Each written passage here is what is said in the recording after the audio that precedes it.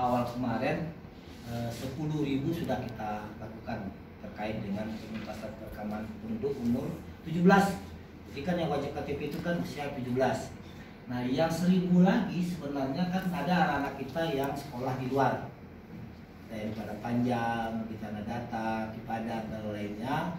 Kita tidak bisa melakukan perekaman kesana karena waktu itu uangnya kan di sekretariat daerah. Nah memang agak kita karena rutin dilakukan ini yang kita inginkan di tahun 2024 saja melaksanakannya. Kemudian yang kedua, isu strategis lagi yang perlu kami lakukan adalah dalam rangka pilkada ini ada bertambah data pemilih itu nanti di DKB, namanya DKB itu data konsolidasi bersih semester 1 ya nih ya. Kalau semester 1 di bulan Juni nanti ya, Juni 2024 itu kemungkinan bertambah lagi penduduk pemula itu yang umurnya 17. Nah bisa jadi mungkin lebih banyak daripada yang pada saat pemilu kemarin. Kalau kemarin 11 bisa jadi 13.000. Nah ini kan menjadi prioritas bagi kita, menjadi fokus dalam pelayanan. Karena kami undang Pak Camat dan Pak Wali di sini karena setiap kita melakukan pelayanan ke negari, kalau dari data kita misalnya satu negara itu yang belum dapat itu 250. Itu kenyataannya pada saat kita turun yang hadir itu sekitar 20, 30. Jadi memang mungkin kita perlu mencari cara lain bagaimana untuk menuntaskan yang kita hadapi selama ini. Kemudian ke sekolah. Nah kita juga datang ke sekolah-sekolah melakukan penuntasan perekaman. Kenyataannya sekolah itu jumlah datanya bisa 300, tapi yang bisa hari itu cuma 50. Saya nggak tahu juga tuh alasan klasiknya. Kadang-kadang muncul, Pak, kami jilbab kami itu warnanya anak sekolah, nampak anak kami anak sekolah. Kemudian kami tidak pakai make-up. Tapi lah Pak, pada saat kami bebas baru kami datang ke kantor. Tapi kenyataannya setahun itu nggak datang-datang. Nah pada saat kemarin mau pemilu 4 hari yang lagi libur itu Pak mulai pasal lah kan tercampur itu. Nah keluhan kita tadi sudah saya sampaikan sama kepala BKAD, kalau datang serami itu hanya satu alat yang melayani dia. Bayangkan kalau satu orang itu ada 5 menit, 10 menit.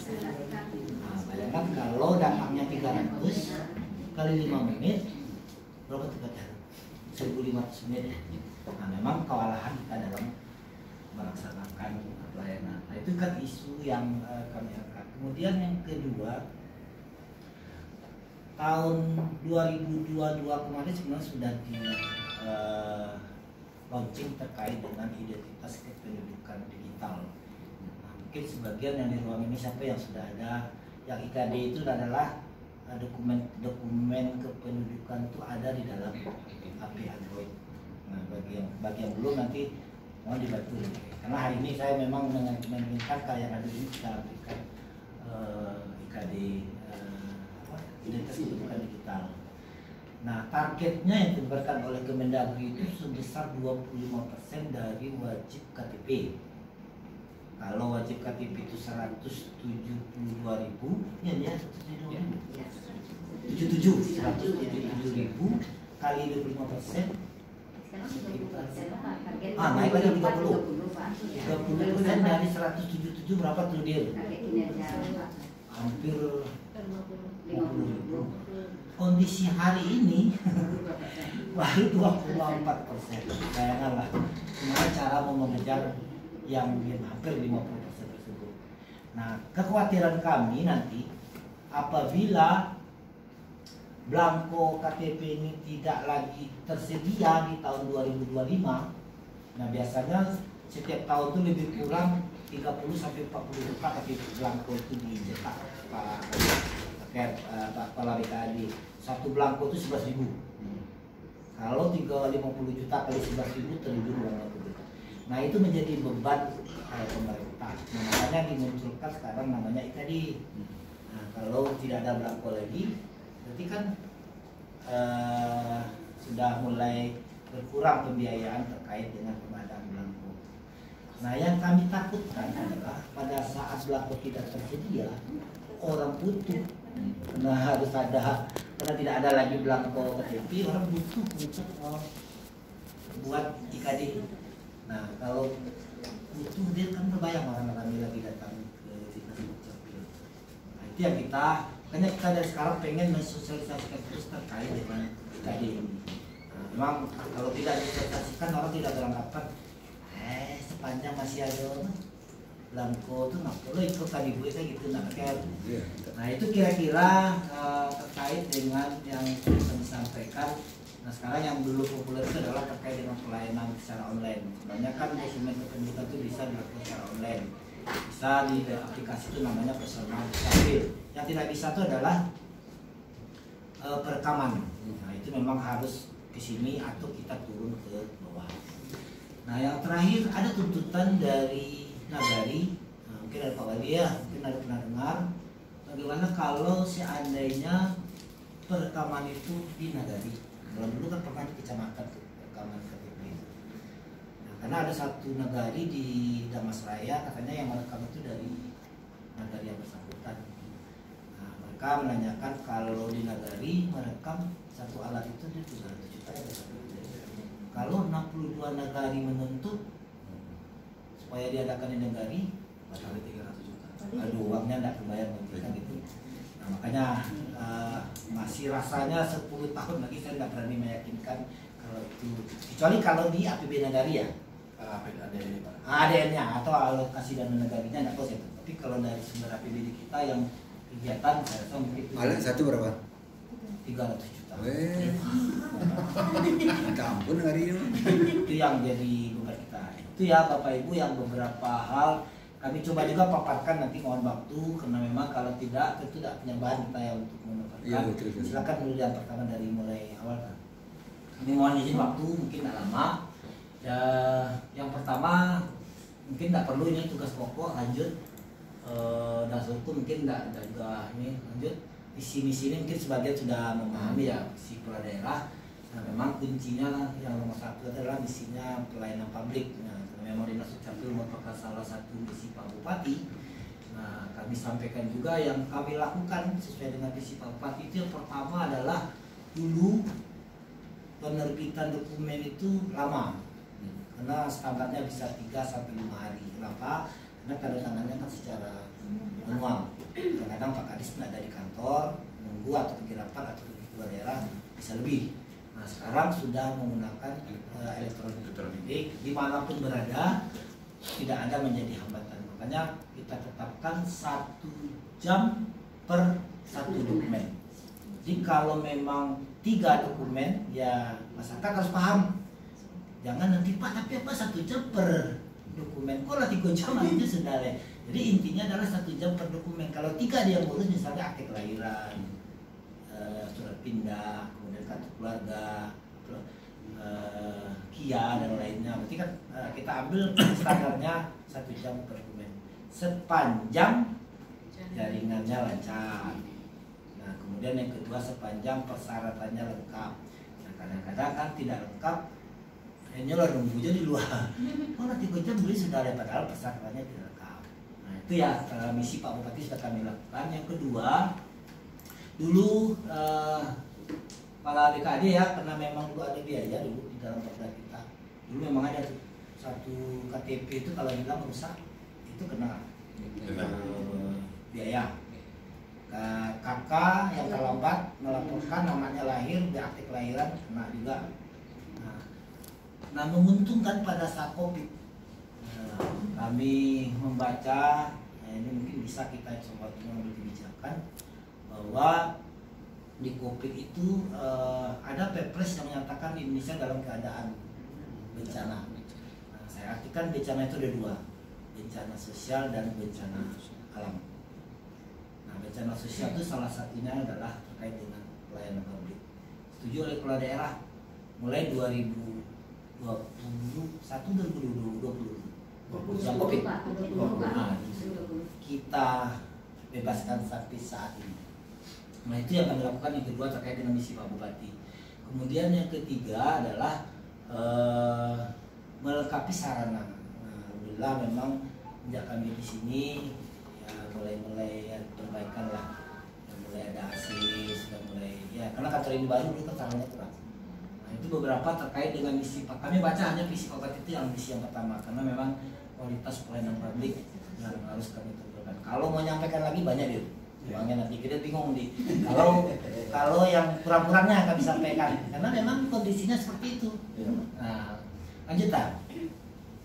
Kemudian, nah ini adalah tujuan. Nah, tujuan daripada karena memang sasaran di Capil itu ada dua sasaran. Pertama adalah dari segi pendidikan, indikatornya adalah indeks pelayanan publik. IPP itu adalah indeks pelayanan publik Admindo. Nah, kemudian meningkatkan kualitas birokrasi. Jadi dua sasaran yang ada di Capil. Lanjutan. Kemudian ini adalah terkaitan Renstra dengan RPJMD 2021 yang karena periode Pak Bupati kita sebenarnya kan sampai 2026, tapi karena memang ada kebijakan sampai hanya 2024 bulan November, tetapi secara periode kita harus menuntaskan sampai tahun 2026. Nah, misi yang pertama tadi adalah terkait dengan pelayanan publik. Nah, kemudian turun tujuan sasaran, karena ada dua sasaran. Secara renstranya ini tergambar.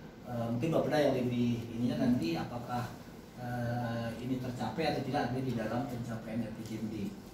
Kemudian lanjutnya, nah kalau tugas pokok mungkin tidak perlu lah karena memang nah ini beberapa permasalahan nanti yang perlu kami sampaikan. Yang pertama adalah masalah pokoknya terkait dengan pelayanan yang bisa kita dudukan.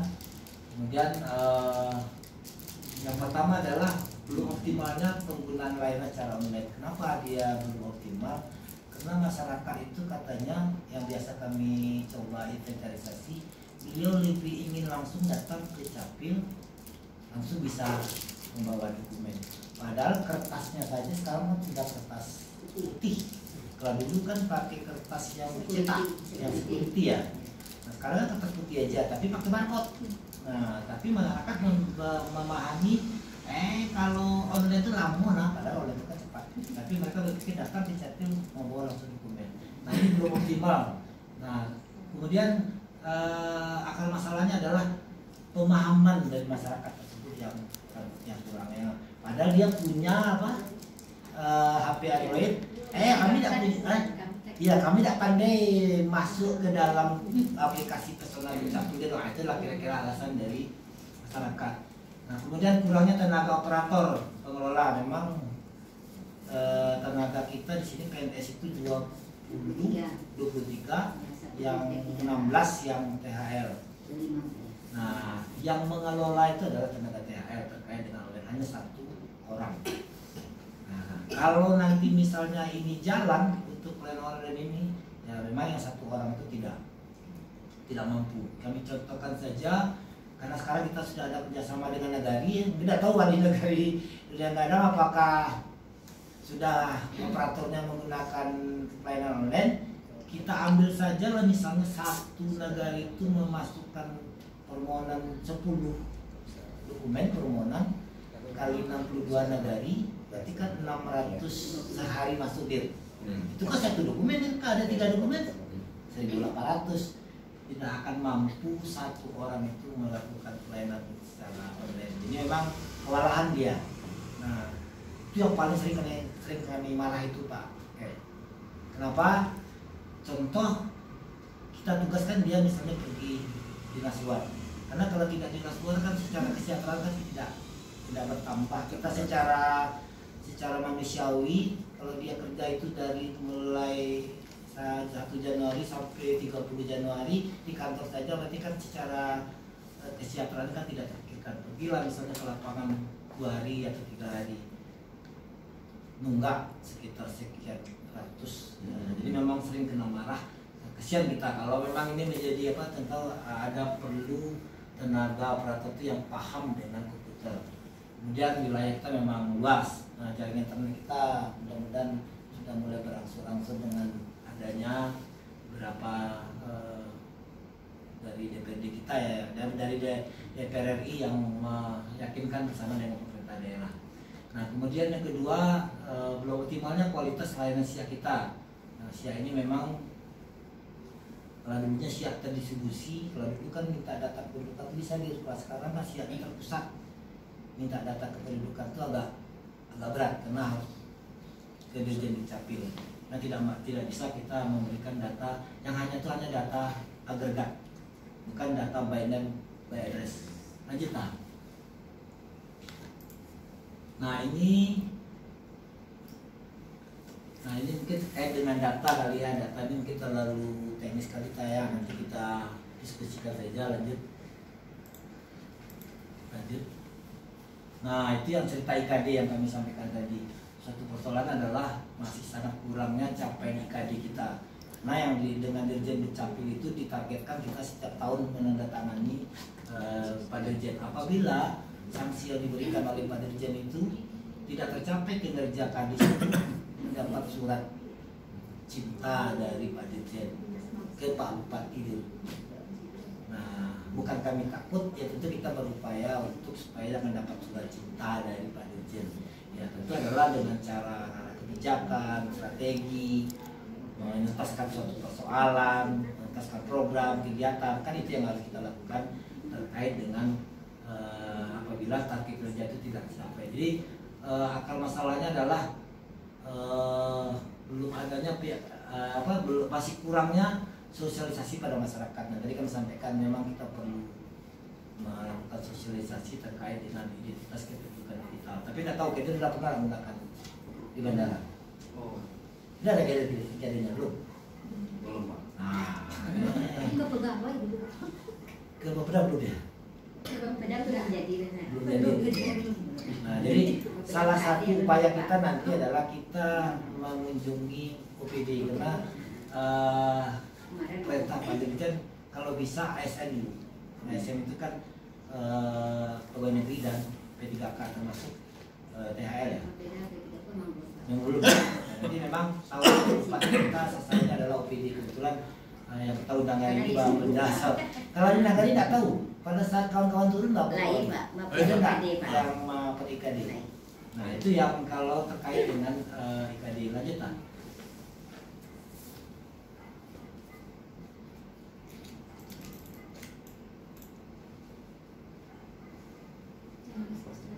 Nah ini adalah isu strategis kita di tahun 2025. Nah tadi sebelum kami rapat kami sudah berbicara dengan ketua forum, dengan kepala BKAD bahwa PR kita tadi kan di tahun 2024 ini adalah pelaksanaan pilkada. Nah kenapa yang tahun untuk pileg saja kita bisa tuntaskan, nah untuk pilkada nanti tidak bisa kita tuntaskan. Ini kan menjadi beban juga bagi kami apabila kepemilikan KTP dan kepemilikan KIA dan IKDB tidak tuntas. Kalau dari sisi anggaran, saya tidak tahu misalnya apakah BKAD berpihak dalam 2025 ini nanti terkait dengan karena kami sudah sampaikan kondisi capil kalau dari sisi alat sangat minim dan kadang-kadang loadingnya lama deh. Loadingnya itu kenalannya sudah lama, loadingnya lama. Nah, kalau memungkinkan 2025 kalau memang ini menjadi prioritas, maka Bupenda kami sampaikan kalau ini menjadi prioritas karena memang tidak fisik, secara fisik tidak ada, tapi kan pelayanan. Ya apabila pelayanan tidak ditunjang oleh sarana fisik, dia kan juga tidak tidak akan berkembang. Nah itu program strategis yang untuk tahun 2025 memang kondisinya pertama adalah terkait dengan pemilih pemula kita yang harus kita tuntaskan, kemudian IKD. Nah, kemudian penduduk rentan, penduduk disabilitas. Nah, kalau penduduk rentan dengan disabilitas, mereka tidak mampu datang ke kantor kita. Ya, pergi kita ke rumah melakukan pelayanan dari rumah ke rumah. Jadi, kadang terbaring yang sudah umurnya lanjut usia. Nah, Pak Wali datang, kami tak membantu masyarakat yang bersangkutan, tapi tidak punya identitas kependudukan. Nah itulah yang kami prioritaskan terkait dengan mungkin dari sisi foto-foto banyak ya Pak Kabit ya kalau kita melakukan pelayanan langsung terhadap penduduk rentan. Ya yang paling pengalaman itu orang gila deh. Kalau kita merekam orang gila, ini direkamnya galak seorangnya deh. oh tidak suruh galaknya galak aja gitu. Kalau dia ketawa kan tidak bisa nangkap ya. Ya kalau kan tidak bisa dimakannya oleh alat. Kalau dia ketawa terus. Nah kadang-kadang alat yang untuk apa? Jadi kalau tidak dijaga, nah ini apa? Dulu kesah aja dia. Kalau kawan-kawan yang pergi pelayanan ke bawah. Nah, memang ada kesan kita kalau tidak secara ikhlas memberikan pelayanan itu memang kami berharap kawan-kawan yang dicapil ini semuanya ikhlas memberikan pelayanan. Nah itu kemudian sakit ya kayak sakit kita tahun 2000 mulai 2021 itu 73 targetnya. Kemudian tercapai ya 73 ya. 77 ya. 2024 23 77. Nah, yang target 2023 belum keluar. Oh 2022 targetnya kan 74, Ya, tapi resesinya 77. Nah sekarang 2023 targetnya 75. Kalau memang hasilnya bisa nanti A tuh, ya, itu kan luar biasa juga terkait dengan sasaran dan target indikator kita di tahun 2020 ya belum keluar ya. Ini kan inspektorat ya yang review. Nah itu yang karena memang dua sasaran terkait dengan kualitas layanan, kemudian birokrasi, yang dua itu aja memang capil kerjanya di sasarannya di layanan hidup sama birokrasi yang efektif sesuai dengan visi Pak Bupati. Nah di akhir dari periode Pak Bupati itu sebenarnya target kita kalau IPP itu adalah 90,47. Kalau sekarang berapa Mas? Yang realisasi 2002 85 sekian kan? Yang IKM. IPP. Iya kan IKM yang kemarin. Yang IKM kemarin. 85 ya. Ya. Nah perlu kami gambarkan juga yang terkait dengan indeks kepuasan masyarakat tidak pernah dimelaksanakan yang dengan pihak ketiga di 2020, 21, 22, 2003 yang baru menggunakan pihak ketiga. Apabila tidak melakukan dengan pihak ketiga nilainya 1 kalau secara mandiri ya. Tapi kalau dengan pihak ketiga nilainya 4. Nah, alhamdulillah kemarin sudah dapat. Tapi tidak tahu 2024 ada. Nah, makanya Dir, saya kalau mau ngeluh takut saya sama Dir. Takutnya nanti pusing karena memang dituntut untuk memenuhi standar dari Kemenpan RB. Nah, alhamdulillah kemarin yang IP yang dari indeks pelayanan publik dari Kemenpan capil paling tinggi 4, hampir A plus. Nah pertama saya masuk 2019 itu nilainya memang jauh, alhamdulillah sudah mulai membaik. Nah itulah indikator terkait dengan sasaran dan target kinerja kita. Masih ada kan? Nah ini yang terkait dengan IKU. Ya, indikator kinerja utama. Nah, kalau IKM-nya sampai selesai 2025 itu 90,25. Kemudian yang nilai sakitnya 80,32. Kemarin 77 baru ya. Kalau 80 ini sudah A. Nah, itu memang gantung tuh. 77 menjadi 80 mudah-mudahan dapat A lah. Karena pengalaman saya dengan periode dulu Bapak Bupati nerima di Bandung ya, Dir. Saya kena marah sama Bapak Bupati karena informasinya dulu itu pergi tuh. Kata kabar organisasi nilai kita di. Nah, kenyataan Pak Bupati hadir. Nah, di atas panggung itu cuma Pak Bupati Sujung saja yang tidak nilainya B. Malu. Akhirnya kami kena marah. Nanti kan infonya ya salah aja ya. Iya Pak. Untuk nggak dibuat informasi.